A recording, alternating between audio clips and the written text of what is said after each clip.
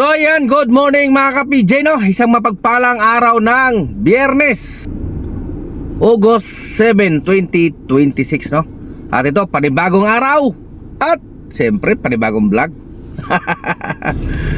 So ayan, tuloy-tuloy lang yung ating pamamasada. Bago ang lahat, siguro, siyempre, unahin muna natin yung ating kalusugan. Kain na muna natin ng almusal. Kung ang iba, ang tawag nila sa kanilang pamamasada ay mamimingwit, maninisi daw, para makachamba ng mga malalaki, ng mga tuna, ganyan, di ba? Ako hindi. Ayoko yun kasi sa experience ko noon sa tatay ko, dahil nga mangingisda muna yun bago nagpabukid, nakikita ko na mas maganda sa bukid, mas maganda yung farming kaysa mangingisda, no? Lalong lalo na kung yung bangka mo ay maliliit lang, di ba? So ang pagbubukid kasi, sure ball. Pag nagtanim ka, may aanihin ka talaga, no? Di ba? Sa pangingisda kasi, parang masasabi ko may tsamba-tsamba, di ba? Makachamba ka, jackpot. Tawag nila jackpot. Di ba? Paminsan, zero. Di katulad nung sa pagtatanim, sure ball yan. Di ba? Pag may tinanim, may aanihin. Kaya ang tawag ko dito, tara na, mag-araro na tayo. Daro ba? Daro sa Bisaya. Ganun lang yun. Okay na, tara tayo na mag-almusal muna. So update pala tayo sa ating earnings, no? Meron na tayong 2.5. Okay, so sana magtuloy-tuloy ito kahit maulan ng panahon. At medyo ingat lang tayo sa mga lugar na mga nabanggit, katulad ng mga Bulacan, Rizal at Cavite. Malakas daw ang ulan dyan. Kaya ako siguro dito lang ako sa Kamaynilan magpaikot-ikot. Alright, so tara na, let's go, almusal muna.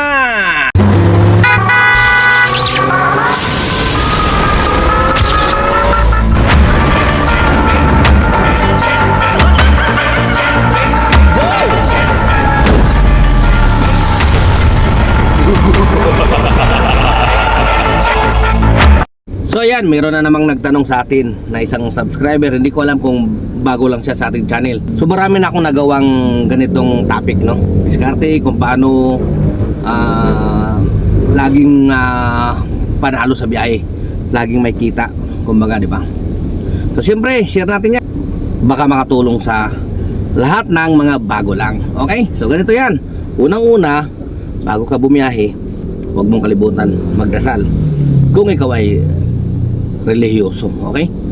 Pagdasal mo dyan na sana gabayan ka palagi sa lahat ng oras, no? Sa iyong pagmamaniho, sa iyong paghahanap buhay.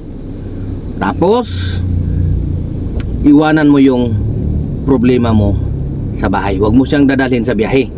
Okay? Kasi pag dinala mo yan, hindi magiging maganda ang biyahe mo. Bakit? Kasi madaling uminit ang ulo mo, no? Maaari magkaroon ka ng kaaway na pasahero. So, problema yon, di ba? Iwanan mo talaga yan. Pagkatapos, gawin mo lang ang mga bagay na sa tingin mo masisiyahan ng iyong pasahero, di ba? Para lahat lang good vibes. Okay? Bati ikaw, masisiyahan ka din, di ba? I-enjoy mo yung mga oras habang ikaw ay nagmamaniho. Huwag mong iisipin yung mga traffic, normal yan. Kasama sa hanap buhay yan. Huwag mong stressin sarili mo sa mga kakapwa mo driver, no? Kasingitan ka lang ng konti, iinit ng ulo mo, hahabulin mo, no? Mumurahin mo na. Yan, yung mga tips na ganyan. Okay?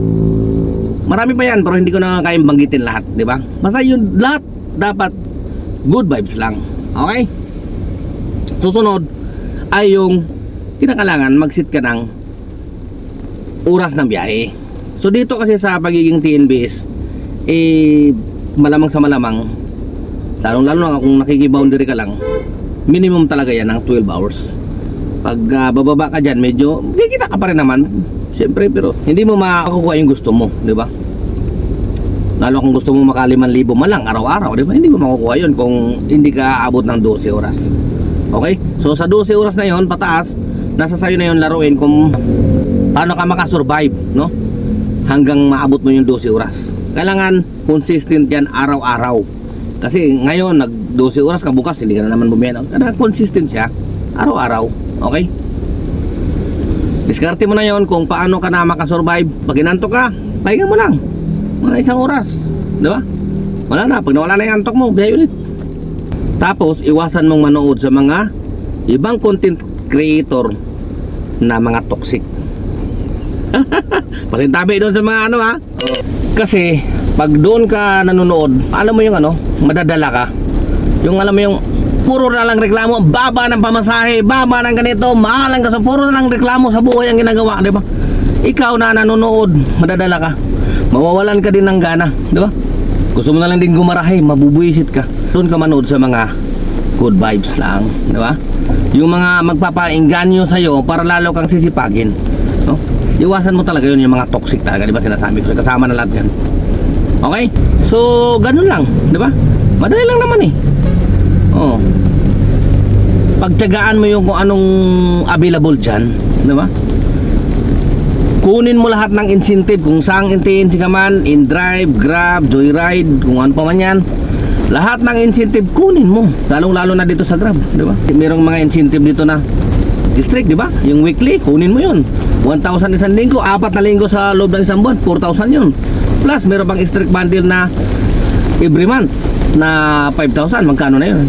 9,000 na yun, ayaw mo pa nun, di ba? Magbibiyahe ka na naman. Parang sinuwelduhan ka ng 9,000 bukod sa kinita mo at tip ng pasahero. Ganun lang.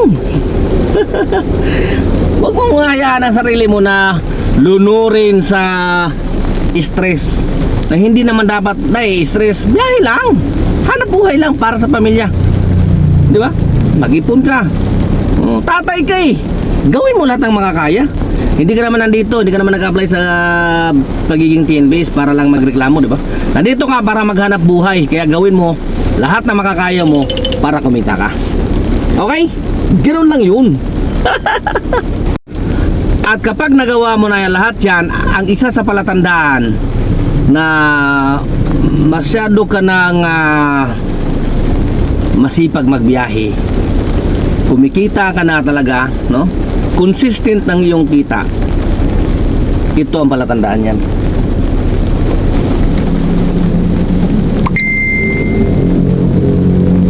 Lulunurin ka sa loan. Nasa sayo na lang yan kung paano mo iwasan yan, no? Meron pang di pa tapos yung isa. Meron pang isa, di pa tapos. May bago na naman. Hindi ko nga kinukuha. Baka hindi na tayo uuwi sa bahay niyan. Isang taon tayo matutulog sa kali. Kakabayad. O siyempre, kung may opera na ganyan, huwag mo kunin lahat. Kuha ka lang, pang tabi mo siya para pagdating ng panahon, emergency, may madudukot ka. Kung wala ka na ipon, pero kung marami kang ipon, huwag mo na kunin. Mahirap pagbayad. Pero ito talaga ang palatandaan. Kapag binigyan ka ni Grab nito, masipag ka, bakbakiro ka. Okay?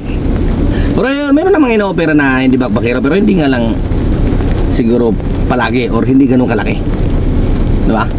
Kasi tinitingnan dyan yung performance. Alright, so sana ay nasagot ko ang iyong tanong. Okay?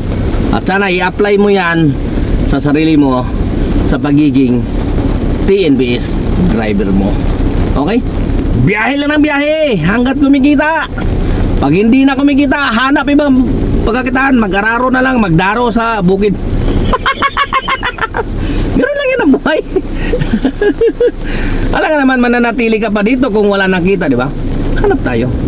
Pero hanggat kumikita, go lang! Go, go, go! So yan mga ka-PJ, no? Dito na naman tayo magtatapos. Ginabi na naman tayo, kakahabol ng kita ng kubre. Oras natin, no? Alas 9:38 na ng gabi, no? At yung ating earnings ngayong araw ay 8,070, no? You know, 8,070 at naka 24 na bookings. Tingnan natin yung ating streak ko. Tapos na yung streak, sobra na yung sa 1,000. You know, sino pa pang ayaw niya? Magbibiyahe ka lang naman. Suswelduhan ka ng 1,000 isang linggo. Ayun, no, magbibiyahe ka lang naman eh. Tapos kada buwan meron ka pang 5,000. So magkano yun? 9,000 na yun. Ayun, nakasampo na tayo sa ating streak bundle, oh. 10 na. Sayang yung isa, nalusaw kanina eh. Na-disqualified yung isa, malusaw. Sige lang. So yan, pero hindi lang yan ha, hindi lang ito yung earnings natin. Ayan oh, hindi lang yan yung earnings natin kasi meron tayong nakuha sa InDrive. Dahil nung pauwi na tayo, uwi na tayo, gusto ko nang umuwi. Ang tagal ni Papa G magbigay. Binuksan ko si InDrive, may pumasok sa atin na 259 ba yun? Oo, pero may ano pa doon, may commission si InDrive doon na 10%, kaya parang 233 lang yata yun. Eh, sama ko na lang sa screen.